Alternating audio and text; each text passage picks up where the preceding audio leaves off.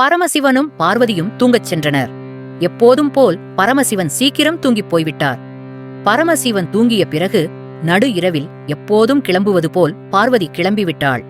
அன்று மட்டும் தற்செயலாக பரமசிவன் தூக்கத்திலிருந்து விழித்துக் கொண்டார்.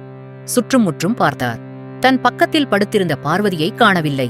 தேடிப் பார்த்துவிட்டு பரமசிவன் தூங்கிப் போனார். தன் வேலையை முடித்துக் கொண்ட பார்வதி ஒன்றும் தெரியாதது போல் பரமசிவன் பக்கத்தில் வந்து படுத்து தூங்கினாள். காலையில் எழுந்த பரமசிவன், "ராத்திரி எங்கே போனே?" என்று கேட்டார்.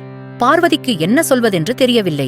கொஞ்ச நேரம் அமைதியாக இருந்துவிட்டு, "எங்கேயும் போகலியே" என்று மறுத்தாள். பரமசிவனுக்கு கோபம் வந்தது. "நான் எழுந்து பார்த்தேன், உன்னை காணவில்லை, பொய் சொல்லாதே" என்றார் கோபமாக.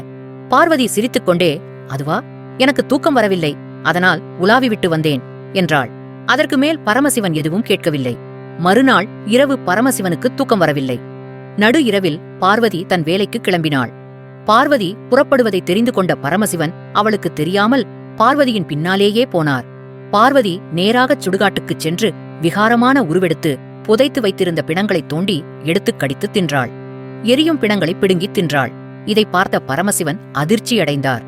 தினமும் இதற்குத்தான் வருகிறாள் போலிருக்கிறது என்று உறுதி செய்து கொண்ட பரமசிவன் வீடு திரும்பினார்.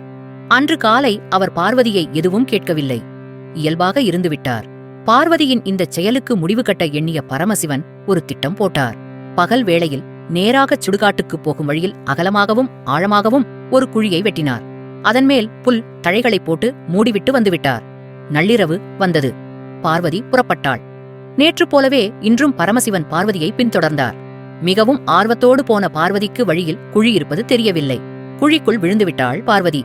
பின்னாலேயே தொடர்ந்து சென்ற பரமசிவன் குழியில் இருக்கும் பார்வதியை பார்த்தார். பார்வதிக்கு என்ன சொல்வதென்று தெரியவில்லை. தன்னுடைய சுயரூபம் தெரிந்துவிட்டதே என்ற அச்சம். "என்னை மன்னிச்சிடுங்க, எனக்கு பிணம் தின்னும் ஆசை வந்துவிட்டதால் சுடுகாட்டுக்கு வருவேன். உங்களுக்கு தெரிந்தால் திட்டுவீர்கள் என்பதால் நீங்கள் தூங்கிய பிறகு வந்து கொண்டிருந்தேன். இனி அப்படிச் செய்ய மாட்டேன்" என்று பார்வதி சொன்னாள். "உன்னை அப்படியே என்னால் ஏற்றுக்கொள்ள முடியாது.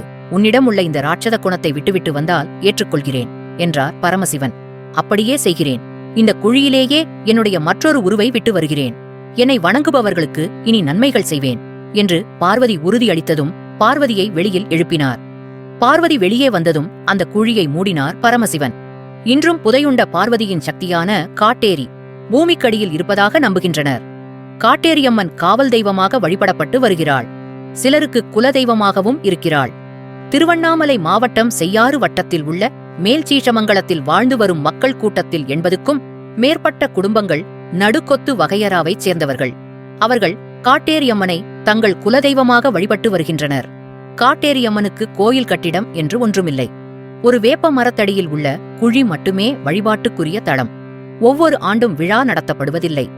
விளைச்சல் அதிகமாக இருக்கும்போது பங்காளிகள் அனைவரும் செலவை பகிர்ந்து கொண்டு விழா எடுப்பதாகச் சொல்லப்படுகிறது. நேர்த்திக்கடனை செலுத்துபவர்கள் சிலர் அவ்வப்போது வந்து காட்டேரியம்மனை வழிபடுகின்றனர்.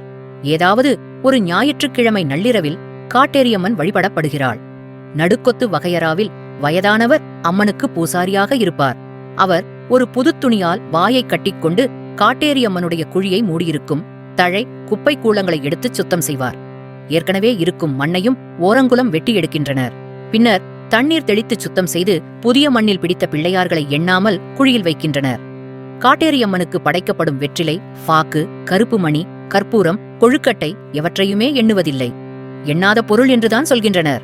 குழியின் நடுவில் ஒரு இலை போட்டுச் சோறு படைக்கின்றனர். கருப்புப் பெட்டை கோழியை பலியிட்டு அதன் இரத்தத்தை சோற்றில் விட்டு பிசைந்து 4 திசைகளில் வீசி எறிகின்றனர். அதன் பிறகு படைக்கப்பட்ட கொழுக்கட்டையை பங்காளிகள் பகிர்ந்து கொள்கின்றனர். காட்டேரியம்மனுக்கு படைக்கப்படும் எந்த பொருளையும் மற்ற வகையறாவினருக்கு கொடுப்பதில்லை. மற்றவர்களும் அப்பொருட்களை வாங்க மாட்டார்களாம். காட்டேரியம்மன் மேல் அப்படியொரு பயம் இன்றும் உள்ளது. வழிபாடு முடிந்ததும் அந்த குழியை மூடிவிடுகின்றனர். அடுத்த வழிபாட்டின் போது குழி மீண்டும் தோண்டப்பட்டு சுத்தப்படுத்தப்படும். தாய்ப்பால் இல்லாத பெண்மணிகள், பிரசவ வலியால் துடிப்பவர்கள் ஆகியோர் காட்டேரியம்மனை வழிபட்டால் உடனே தீர்வு கிடைப்பதாக நம்புகின்றனர். நன்றி, வணக்கம்.